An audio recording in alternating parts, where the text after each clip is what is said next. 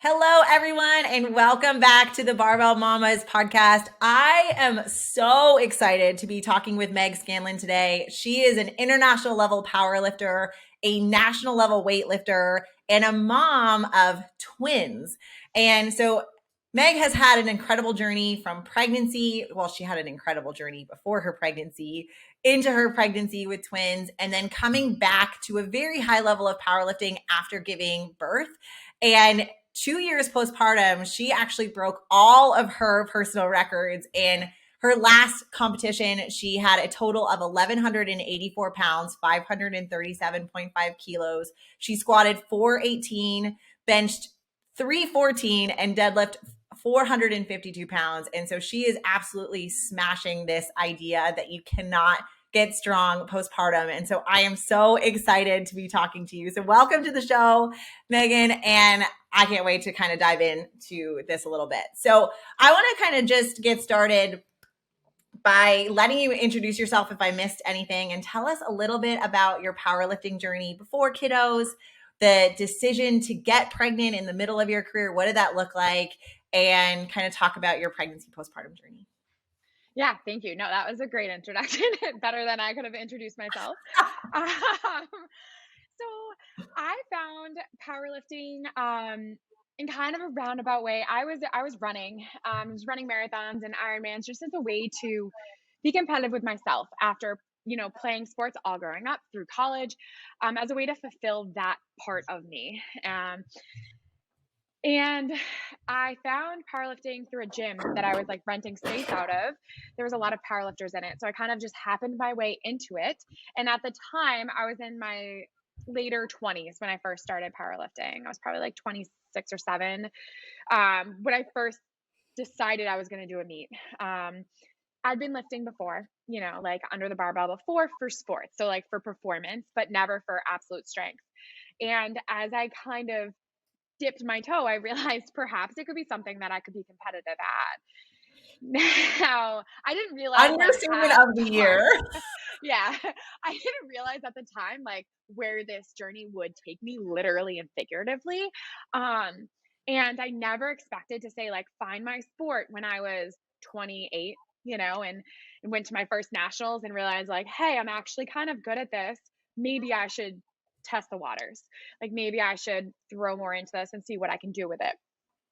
I'd always been like an athlete that got away on being athletic and was always good and competitive, but never the best. And like having that door open where there was a possibility I could be one of the best and compete to be the best was really freaking cool.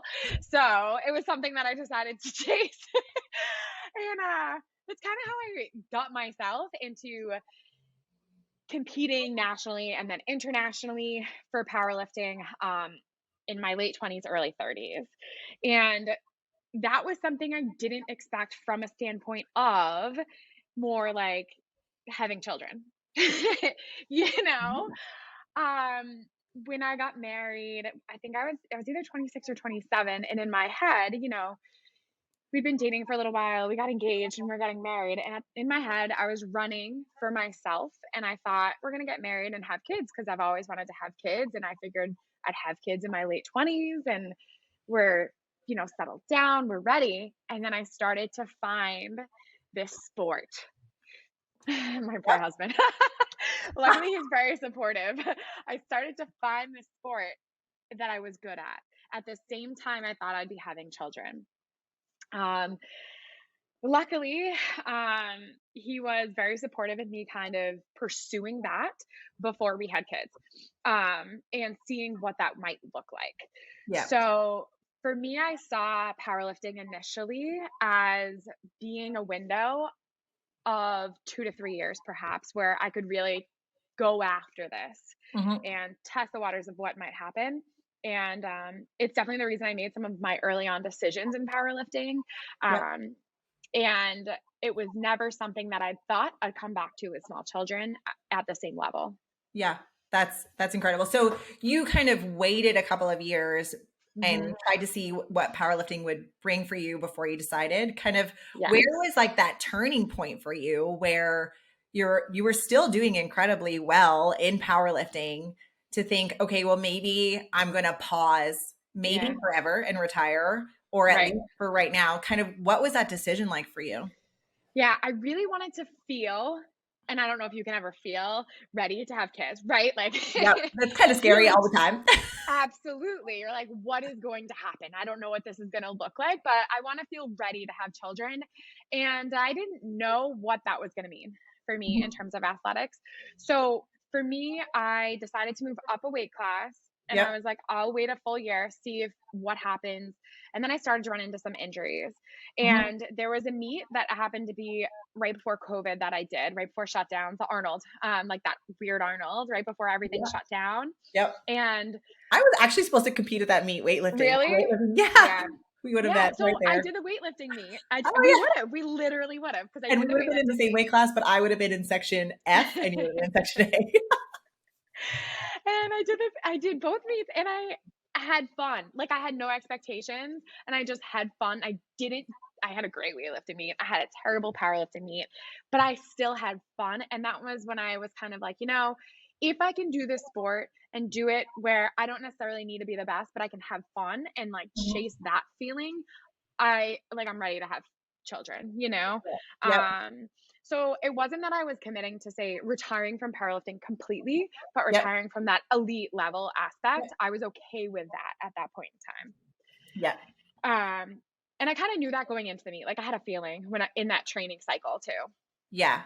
And so for anyone who doesn't know, so Meg used to compete in what was called super total. So if you do a weightlifting meet the first day and then a powerlifting meet the second day, so basically you're doing all five, you're maxing out in all five of the big five strength movements. That's called super total. And that's kind of gaining popularity and I super know. fun. That's always been my It's so goal much too. fun. It's so fun to do both. Yeah.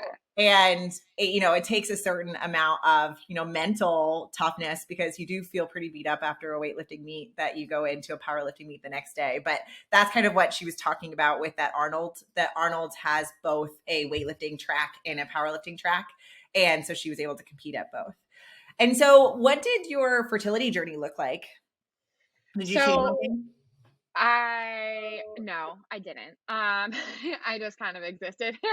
But I because at that time, I guess one thing I should say I did change is prior to that 10 months, I was cutting down to 57 for Yep. powerlifting. For me, it was a drastic and aggressive cut, but it never affected like my menstrual cycle. So it wasn't something I was necessarily concerned about in terms of getting pregnant, Yep. and like having a regular period. So I did change that though. And I just think from a general health standpoint, I was much healthier, Yep. and kind of like prepared to be pregnant, I guess. But I did find out I was pregnant like 2 weeks after the Arnold, I think, or 3 weeks Oh after the wow, so you Arnold. were actually It pregnant was at that meet. it was very soon after. Yeah, like I knew I wanted to get uh, pregnant, and like bam, babe, body's like, all right, let's do this thing. right? But I think like mentally, I was just like so ready. Like I had, like whatever, if you believe in the mind body connection, right? Like I was mentally so like ready to let go and be like, okay, I'm entering this journey that I have no idea what's going to happen.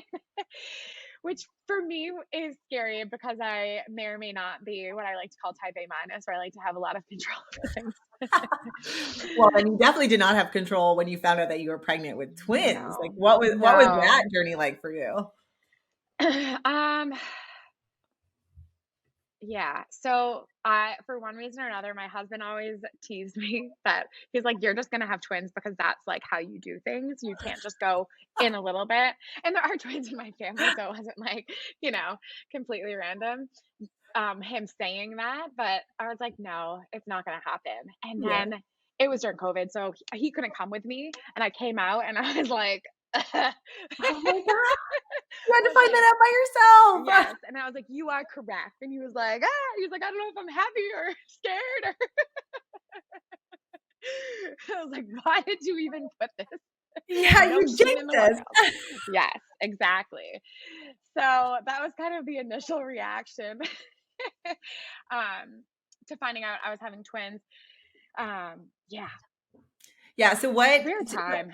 Right. And so the world was shutting down, but Yeah. also, we don't have a lot of examples that you could go off of people who are competing at a really high level or were really high level athletes and dealing with a twin pregnancy. Mhm. So before in our exercise guidelines, twins used to be what we would call like a yellow flag or like a relative contraindication to exercise, especially after 28 weeks, mostly just because of Mhm. fetal size. But Mhm. we've kind of moved away from that a little bit. Can you talk about what your providers were saying to you, or what those conversations look like with your birth providers? Because I'm sure that you didn't want to step away from barbell training for 10 months, but what Yeah. did that look like? Yeah, I definitely didn't. And that was something that I feel I was very lucky in both my providers and their willingness to be open, to having a conversation about it, and me saying to them, I don't want to obviously do anything that's going to put the babies at risk, but this is what I'm currently doing, and this is what I would like to continue to do. Is it reasonable, type of deal? And would there be any contraindications that you could see that I should look out for? Um, and it sounds silly when you're on the phone with your provider talking about your pregnancy, that it wasn't even face to face because of COVID. But and she was like, well, usually, we tell people not to lift over 30 pounds, but that's because people usually don't lift over 30 pounds anyways in the gym, like general public. Okay, fair. And I was like, well, I squatted 400 pounds the other week, like prior to finding out I was pregnant. So, like, I'm not looking to squat 400 pounds right now, but I am looking to feel like I'm doing work under the barbell. And she just, said, okay. Like, Dang, first of all. And yeah, then right. Like, okay, 30 pounds isn't even going to register for you. So me telling you that means nothing. And she kind of just said, like, right now, there's no contraindications for you to continue along, as long as you feel okay, type of deal. Um, and luckily for me, outside of some like initial, we had some things go on in my pregnancy early on, like with one of the babies. And I had to get like testing done. But other than that, there really wasn't any huge contraindications for me while I was pregnant, which is kind of crazy yeah. because, Did you have you know, any pain or any issues like that come up with a twin pregnancy? no, I mean, not until when I was huge at the very end. I did make it to like 38 weeks. Which is amazing for So twin pregnancy too. yeah. So that was something I wasn't expecting, to be honest. Just due to like the complications we had was something that was like, oh, you might go into labor earlier, because of getting like hypertension, essentially. And also just them being twins and me not being that big to begin with. I'm Yeah. only 5'2", so I'm not that tall. So I kind of, once I hit like the third trimester, I was like, is this gonna happen at any time? I don't know. And I ended up making it to 38 weeks. So the last couple of weeks, I definitely just got uncomfortable size wise.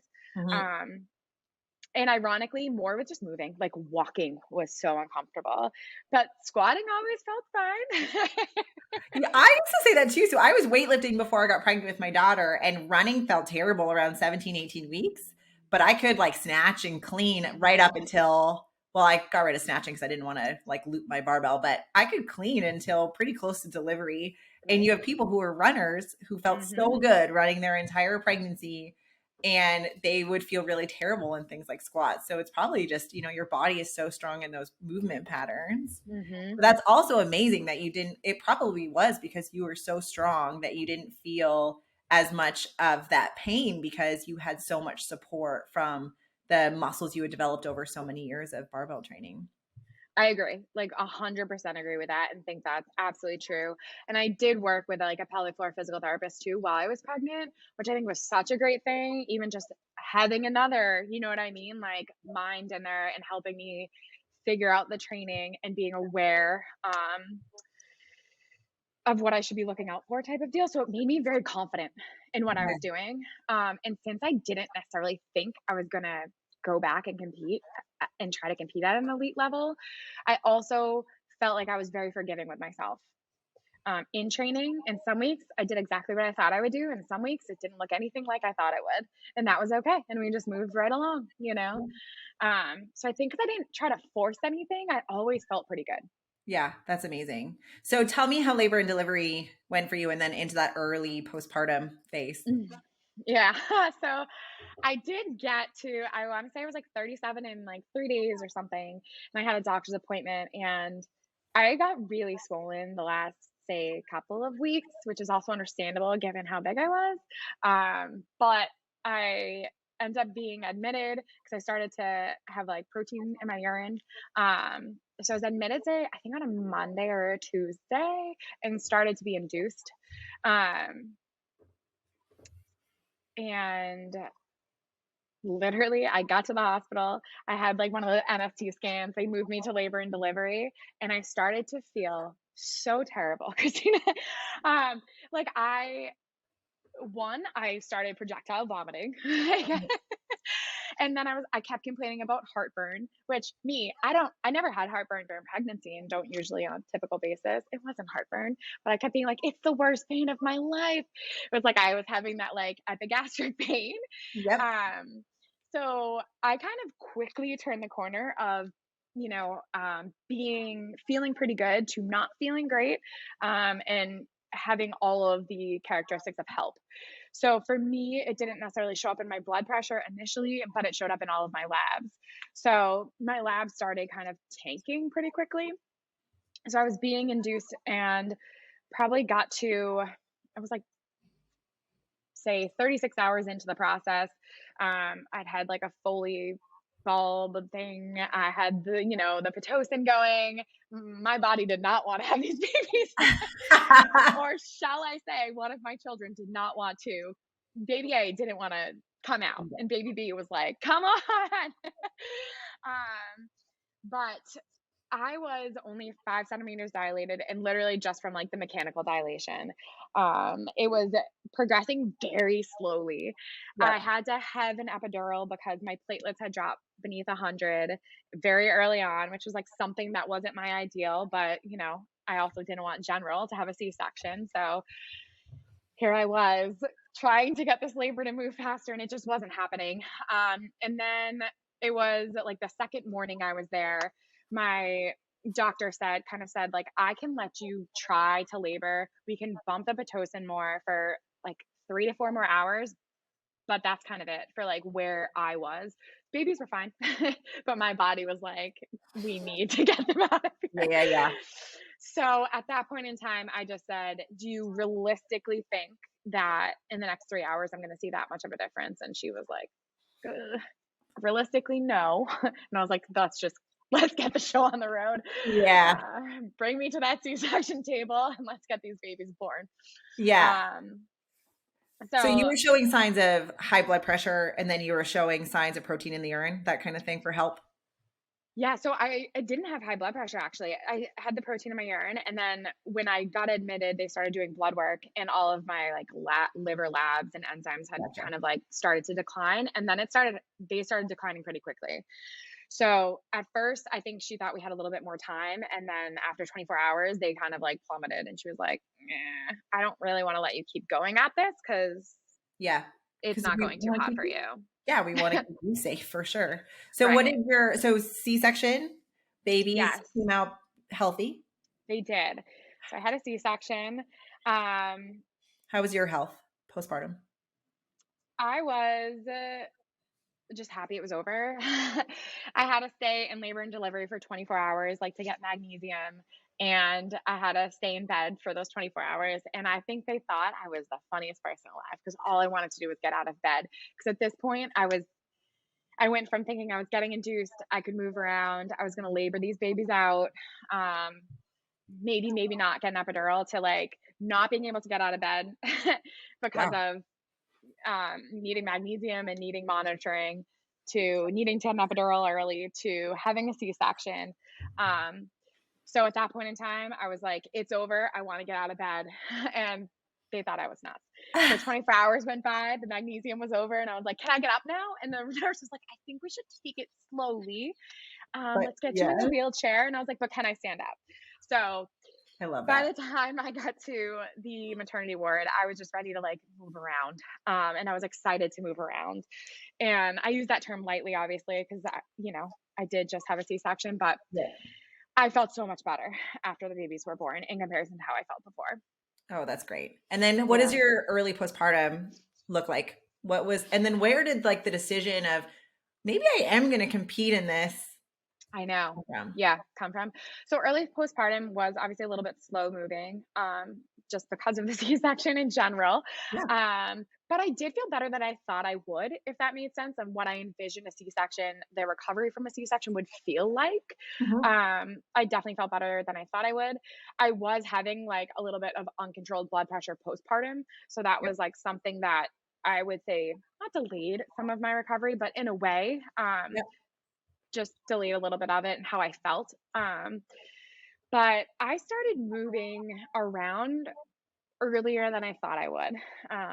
At first, it was just walking around the house, like I was doing laps around the house just to feel like I was doing something. Yep. And then just like, you know, floor exercises, Yep. like 2 weeks postpartum. Yeah. And for me, it was that mental piece. Like I feel like I'm doing something I like to do. I know how to do, my body likes to do. I Yep. feel so much better because I'm doing this. I don't even care what it is.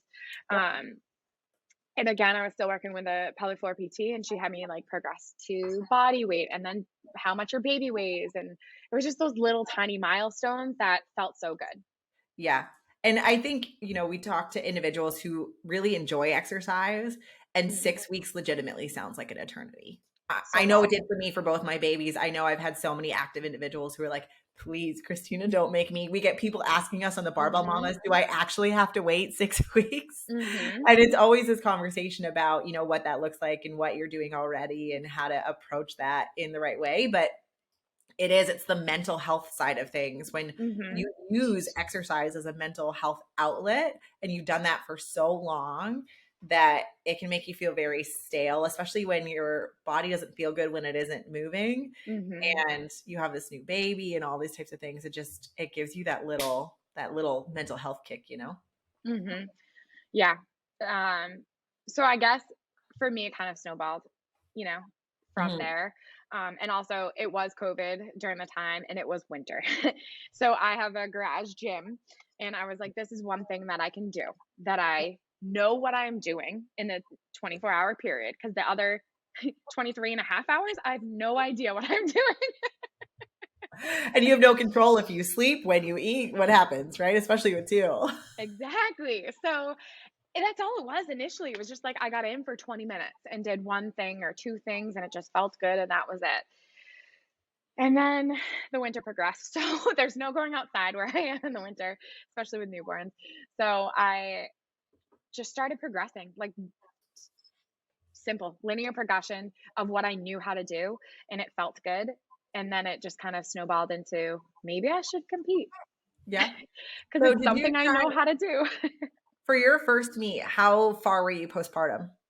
I was 6 months postpartum, Mhm. way earlier than I thought I would ever compete, Uh-huh. going into it. Also, it ends up being nationals, which is something I didn't think would happen, but because of COVID, all of the qualification scores lasted longer. Yep. So I was like, well, might as well. Like Mhm. they're having it. It's the first one post COVID. I can go because of this loophole. Yep. That's Might as amazing. well Yep. try it out. So I, honest to God, from birth to then, just linearly progressed those 6 months. That's the best way to do it. Start with an empty bar, add 5 to 10 pounds every single week, and it's gonna get Hmm. heavy real quick. But you're gonna Hmm. be respecting your body's healing process. That's so cool. Mhm. Yeah, and similarly to when I was pregnant, it made me feel confident in the fact of like, "Oh, it feels good while I'm training. Feels good the next day. All right, we'll keep going." Yeah. Like and since I didn't this wasn't a plan prior, like I didn't feel pressure of any sort to throw weight on the barbell. And the idea didn't come up until probably like 2 or 3 months prior, where I was like, I'm gonna Yeah. sign up. Why Yeah. not?" You I love know? it. Yeah. Was there any So public health stuff that came up in your return? My biggest issue postpartum was definitely just like diastasis and control of my abdomen and bracing.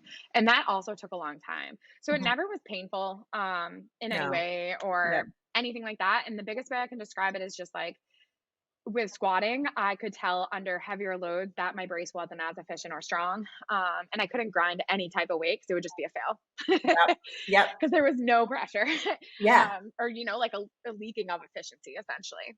Yeah. And you know what? I think that's such a good point, because that's what we're seeing in diastasis research, is that people with diastasis are weaker than those that aren't. They don't have the same ability to generate pressure and torque within their midline. And that's so important for maxing out on a squat or grinding up against a barbell. You need to be able to hold that line in your spine. And if you don't have that, then it requires that rehab. But it's the same rehab. It's all linear periodization and all. I saw you doing, chin-ups and stuff in that early postpartum period, trying to really get that core strong and get all that strength back, and you crushed it. You did so great. It is funny. I feel like that would just like frustrates me to no end, right? Like I've had control over my body for 32 years at the time or whatever. And it's like, I can't figure this out. Like, why aren't you doing what you used to do? Oh yeah. It's so frustrating. But it came back together. It just took much longer than my general strength. Yeah. And then what is it like cutting weight with two little ones at home? Because did you cut down again to 57 when you competed internationally? And I think now you've decided to move back up to 63. Is that so? I competed as a 57 my very first meet back, which sounds insane. Again, like some of these decisions sound crazy, but the primary reason was I lost a lot of muscle mass while I was pregnant. Even though I was training, it was way different, both volume and intensity. And then I had gained a lot of mass, but none of it muscle mass. So I lost a lot of lean mass. And then postpartum, it was almost hard to keep. I wasn't building any lean mass. I was nursing twins. So it was like I was burning through calories. And while I was training, I was probably maintaining the lean mass I had during that time period. So it wasn't necessarily like when I cut to 57 prior, if that made sense. Like I was much smaller. Um, I felt very small while I was nursing, Yep. if that makes any sense. Yeah, it does. Yeah. So I did go 57 then. And then after that, I really didn't compete for a while, almost 10 months or so, and I went back to 63. Yeah. And so do you feel like that's kind of where you should be? Oh, absolutely. And even I was still nursing when I competed again, but less, like they were eating food. And even then I was still smaller. It took a long time for me to like, kind of regain the amount of muscle that I had prior to pregnancy. Yeah. We always talk about, trying to set these expectations where people will come back to using weightlifting belts, probably in Valsalva around, 4 to 6 months postpartum. But, 9 to 12 months is usually where we're thinking maybe we can start touching weights that we were using as working weights. And I know a lot of people will say, I really started to feel good around 18 months postpartum. Yeah. But it like really hit this stride. Now I'm like, okay, I'm like at this point. And some people will be earlier and later, but from the strength perspective, Yeah. I feel like that it takes a lot of time to get that support and structures back working again.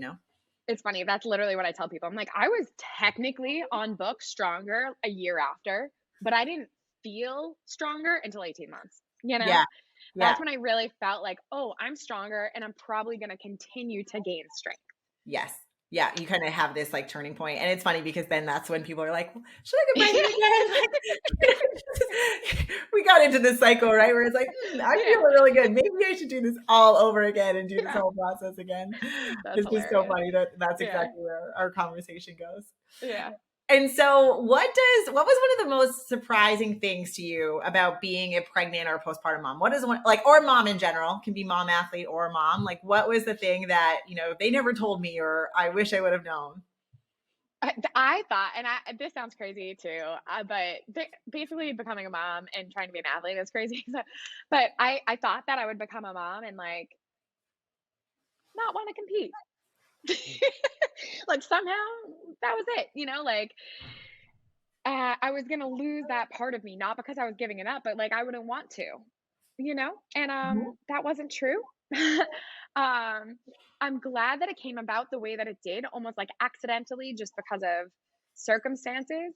I don't know what would have happened if it wasn't COVID, like I don't know if I would have come back maybe as sooner to the level. So I'm like grateful for that in a way. And it's also proven to me that like you can obviously do it.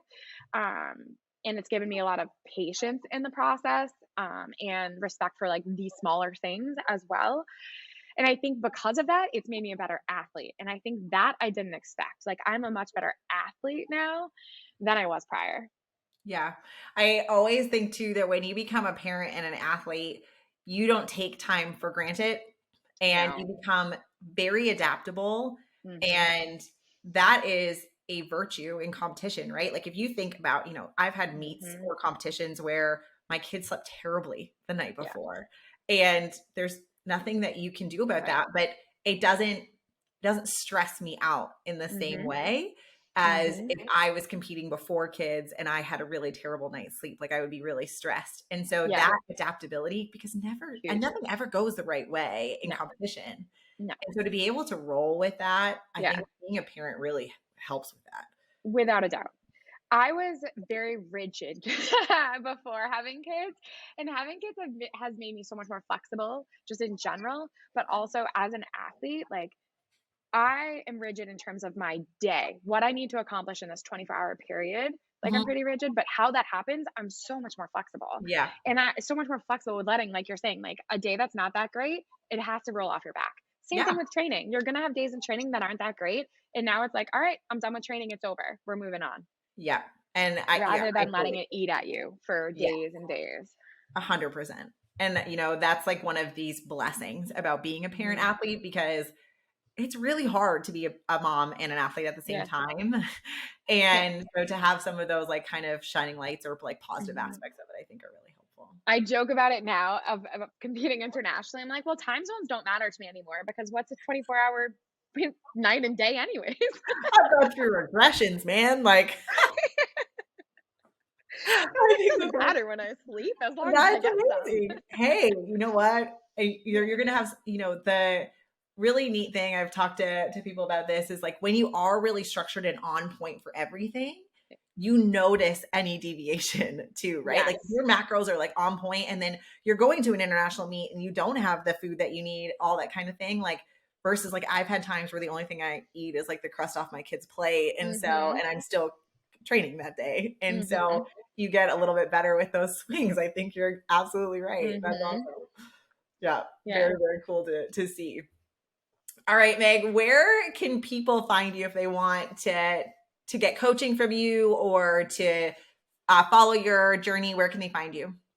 So primarily on Instagram, Meg Scanlon is my handle. It's also my website. And I'm gonna start a small YouTube. I know. Ooh, I'm kind of excited fun. about it, a little bit nervous. It's a learning curve. Yes. Yes. We are putting this podcast on like video podcast with YouTube, and it is like a whole other beast. Oh, It that's is. so exciting.